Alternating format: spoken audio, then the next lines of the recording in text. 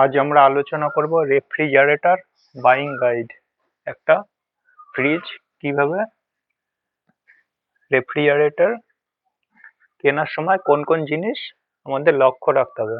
প্রথমে দেখব ফ্রিজটা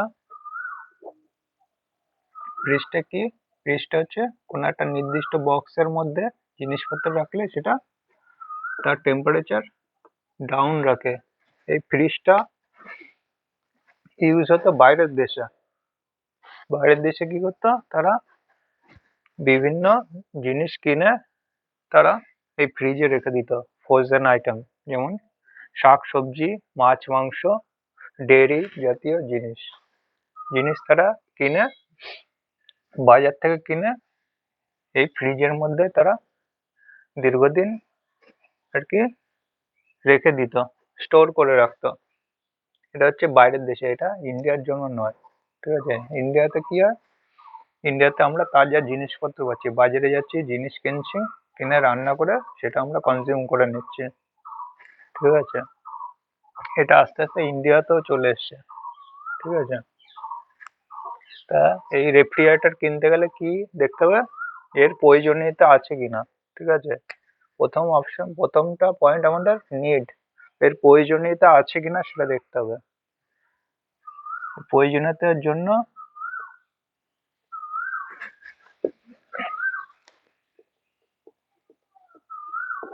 এর প্রয়োজনীয়তা আছে কিনা সেটা দেখতে হবে।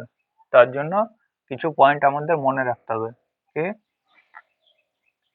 যে ফ্রিজের প্রয়োজন আছে কিনা। এমন নয় যে পাশের বাড়ি কিনেছে বলে আমাদেরও কিনতে হবে, সবাই কিনছে আমাকেও কিনতে হবে, সমান নয়। ঠিক আছে, এর জন্য আমাদের কতগুলো পয়েন্ট মনে রাখতে হবে, যে একটা ফ্রিজ কিনলে এর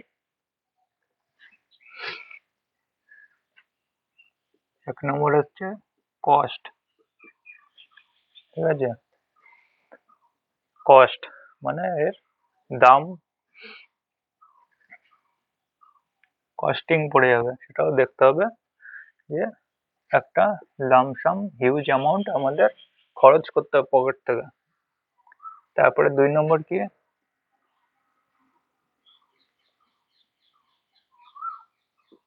পাওয়ার, মানে এটা একটা মেশিনারি চলতে গেলে হিউজ পরিমাণে ইলেকট্রিক বিল আসবে। এই জিনিসগুলো দেখে তবেই আমরা কিনবো। এরপরে আছে টাইপ। রেফ্রিজারেটর মার্কেটে বিভিন্ন টাইপের আছে।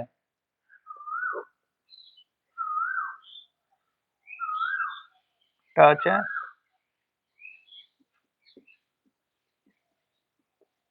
সিঙ্গেল ডোর, আর একটা আছে ডবল ডোর, একটা আছে 2 ডোর।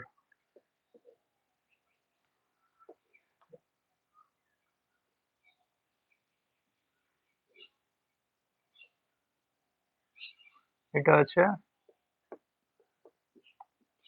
মাল্টি ডোর। আর একটা কি আছে এরকম, এটা হচ্ছে ডিপ ফ্রিজ। এগুলো বিভিন্ন রকমের মার্কেটে আছে। যেমন কি সিঙ্গেল ডোর, তারপর আছে 2 ডোর, তারপর আছে মাল্টি ডোর।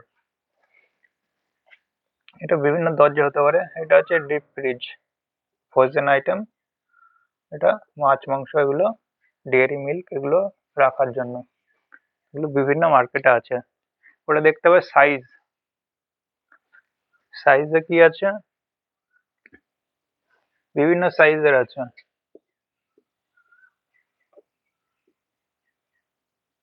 এটা আছে 80 লিটার আছে, এটা আছে 160 থেকে 210 লিটার। আচ্ছা, মার্কেটে গেলে লিটারে হবে। ঠিক আছে, ফ্রিজ যখন কিনতে যাবো তখন দেখবো লিটারে আছে, 80 লিটার, 160 থেকে 210 লিটার। এটা আছে 280, 300 লিটার। এটা আছে 400 লিটার। আর এটা আছে, এটা আলাদা ডিপ ফ্রিজের জন্য। ঠিক আছে, এগুলো বিভিন্ন টাইপের আছে। দেখতে হবে আমার কোথায় ইউজ করব। যদি আমরা কোনো হস্টেলে থাকি, সিঙ্গেল পার্সন যদি হস্টেলে থাকে, সেক্ষেত্রে 80 লিটারে আমার হয়ে যাবে। আর যদি ফ্যামিলির জন্য হয়, বাড়ির জন্য একজন বা দুজন, ঠিক আছে, একজন দুজন তিনজন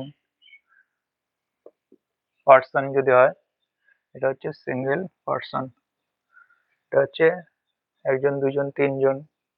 যদি আমরা ফ্রিজে কম জিনিস রাখি, তাহলে সেক্ষেত্রে আমাদের সিঙ্গেল ডোরে হয়ে যাবে।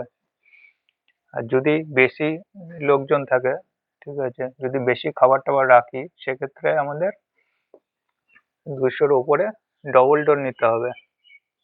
আর একটা কি আছে, মাল্টি ডোর। এটা হচ্ছে বা ফ্রেঞ্চ স্টাইল। ঠিক আছে, হচ্ছে 400 লিটার। এগুলো বিভিন্ন সাইজের এবং ক্যাপাসিটির রয়েছে।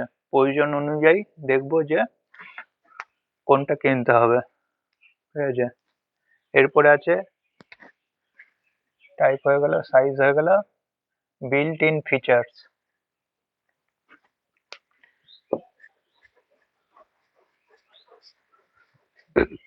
ফ্রিজের মধ্যে বিভিন্ন ফিচার্স আছে। ঠিক আছে, প্রথমে আছে কি,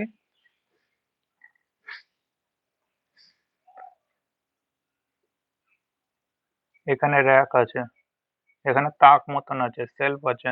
এই সেলফটা আগে কি হতো, আয়রনের পাওয়া যেত। এখন কি আছে, এখন এটা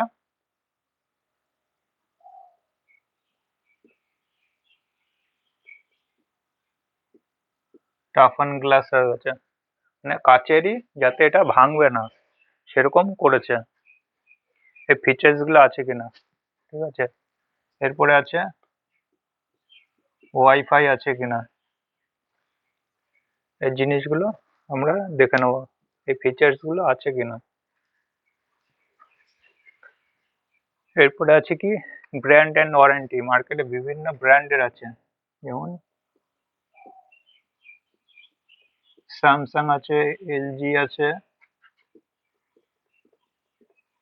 ওয়ার্লপুল আছে, গোদরেজ আছে, আরো বিভিন্ন এক্স ওয়াই জেড, বিভিন্ন নামের এটা ব্র্যান্ডের আছে। সেটা আমরা দেখে নেবো কোন ব্র্যান্ডের কি কি ফিচার্স দিচ্ছে। এরপরে আছে ওয়ারেন্টি। ওয়ারেন্টি, এই কম্প্রেসারে, এটা ফ্রিজে, এই ফ্রিজে নিচে একটা কম্প্রেসার থাকে। এই কম্প্রেসারটা কতদিনের ওয়ারেন্টি দিচ্ছে সেটা দেখবো। কম্প্রেসারে কতদিন ওয়ারেন্টি দিচ্ছে, কোম্পানি অনুযায়ী 10 বছর হতে পারে, 20 বছর হতে পারে। সেগুলো আমরা দেখে নেবো কোন কোম্পানি কোন ওয়ারেন্টি দিচ্ছে। এর ভেতরে আর একটা আছে কি, পিসিবি। পিসিবি যদি থাকে, সেতে কত ওয়ারেন্টি দিচ্ছে, 1 বছর দিচ্ছে না 5 বছর দিচ্ছে, সেটা আমরা দেখে নেবো। এরপরে আছে বাজেট। মানে এই ফ্রিজ কিনতে গেলে প্রধান আমাদের দেখতে হবে বাজেট। ঠিক আছে, এবার যত ফিচার্স থাকবে তত রেটটা বেশি হবে। সেক্ষেত্রে আমরা বাজেট দেখে আমরা কিনবো। সেক্ষেত্রে যদি সিঙ্গেল হয়, যদি 80 লিটারের মধ্যে হয়, তাহলে সেক্ষেত্রে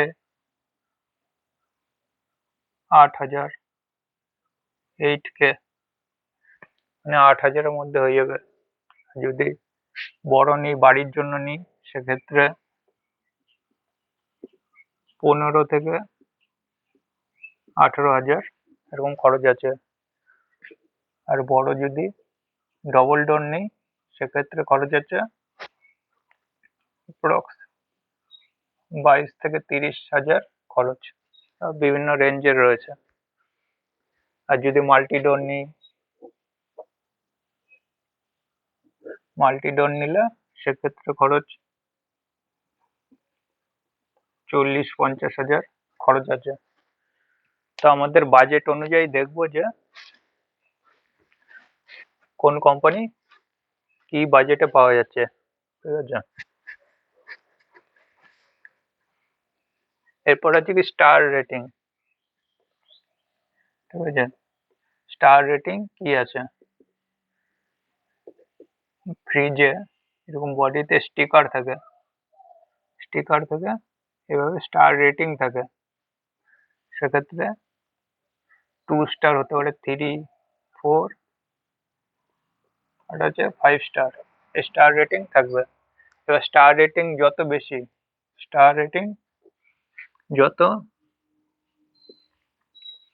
হবে, স্টার যত বেশি হবে তখন এর কস্ট তত বেশি হবে, আর স্টার রেটিং যত কম হবে এর কস্ট তত কম হবে। সেটা আমরা দেখে নেব। স্টার রেটিং যত বেশি তত দামও বেশি পড়বে। যদি আমরা 5 স্টার মেশিন কিনি, ঠিক আছে, 5 স্টার মেশিন কিনি দামটা বেশি পড়বে, একসময় কিনতে গেলে দামটা বেশি পড়বে, কিন্তু যখন এটা চলবে কন্টিনিউয়াস তখন কি হবে,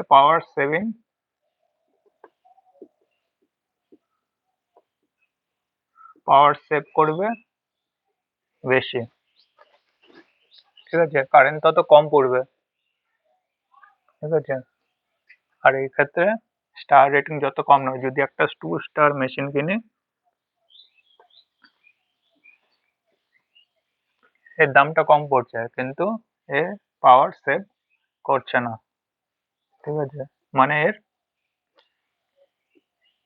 ইলেকট্রিসিটি এ বেশি পড়বে। এই জিনিসগুলো আমরা দেখে নেব।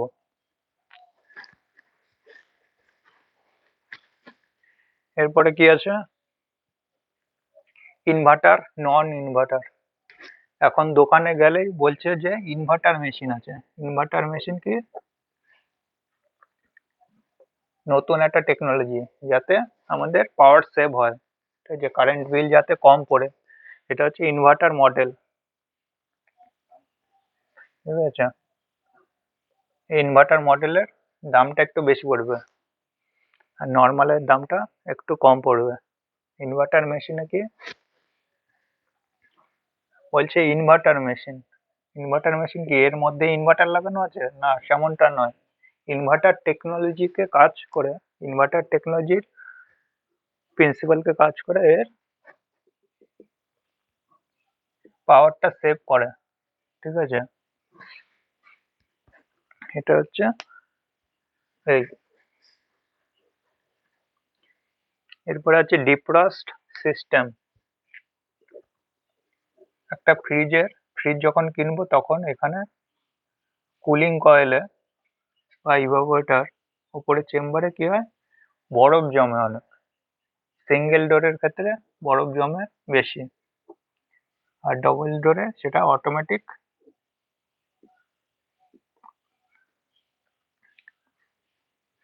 এটাকে ম্যানুয়ালি ডিফ্রস্ট করতে হয়, মানে বরফটাকে গলাতে হয়।